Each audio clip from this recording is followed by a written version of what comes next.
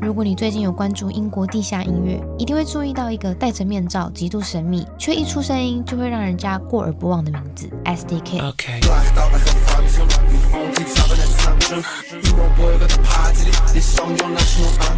他不是那种铺天盖地宣传的歌手，你去看他的穿着就知道了，大多是黑色的帽 T、连帽外套或是一些 oversize 的衣物，还有大家最常看到他戴的 balaclava 或是一些 face mask， 基本上就是他的固定标配，遮住了除了眼睛以外的东西，是他辨识度最高的造型。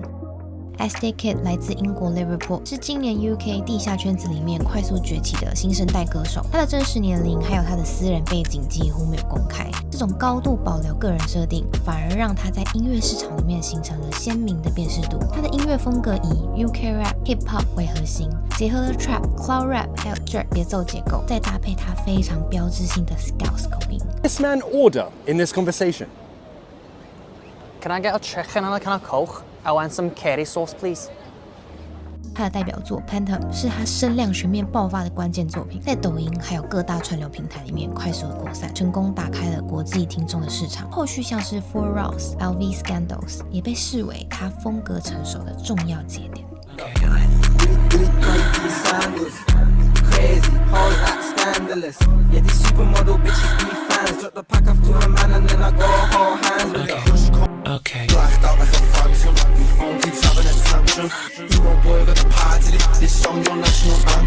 网络上其实长期的流传了一个讨论，就是 SDK 跟 Timothée Chalamet 的外形神似，原因其实来自于视觉的误差啦。因为 SDK 他长期佩戴面罩演出，那只露出眼睛，而那双眼睛的神情、轮廓还有气质，被大量网友联想到 Timothée。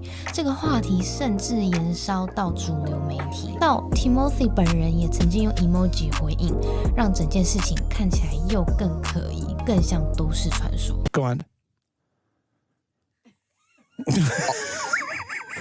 In your own time. 2 words. 2 words. What's wrong with him? We've lost him. Someone, we need to reboot. All will be revealed in due time. 不过可以明确的确定，他们两个不是同一个人啦，因为 Timothée 之后直接出现在 For Raw Remix 里面。Pour pint that dirty. To be 10 about 30. Still sipping dirty. Still putting work in. 那两个人同时存在同一个作品中，也正式的把这个传言给画下了句点。虽然我自己是觉得他也有可能是用 AI 让 Timothée 就是变成两个人了，反正我觉得他们两个人的眼睛真的长得非常的像。那 SDK 的音乐定位呢？我觉得他目前还是比较以英国地下饶舌为主啦，因为他匿名性太高了。那在声音美学与节奏编排上面，有些人会把他跟 Playboi Carti 做某些时期做比较，但我觉得他整体的语境跟文化还是非常的英国，街头感跟地方性特别的强。那我觉得他如果 SDK 他之后想要让他自己更声名大噪的话，我觉得他应该可以去多做一点合作，然后特别是一些比较主流的一些饶舌歌手，当然也要看 SDK 他是想不想把他英国地下饶舌的这一个身份要升到 Pop Music。 从产业角度来看， SDK 已经脱离了昙花一现的阶段，他目前是在一个准备要上升的曲线中。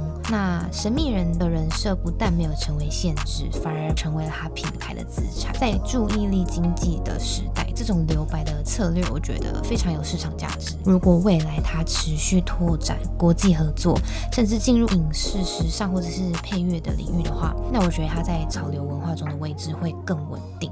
那也有常常被批评的部分，就是有些新手听众可能会觉得说不太友善啦，你可能会觉得说他的咬字可能不够清楚，你可能听不太懂他在唱什么东西，然后风格也会被觉得说太单一。有人指出，如果连续听很多首的话，你会觉得怎么情绪一直都待在同个区间，阴暗迷幻，然后低频很重，对不习惯的人来讲会有点疲劳感。歌词的话，深度也常常被质疑，部分的乐迷会觉得说这一类型比较重外还有声音，在叙事跟文字上面不会像传统的 rap 那么突出，会被批评说内容比较空洞一点点，然后内容重复性也比较高，然后过度依赖到人设还有气氛，包括他们就是地点就是 UK 嘛，就是英国这样子。有些人会觉得说这个东西如果没有持续进化的话，会被市场给淘汰。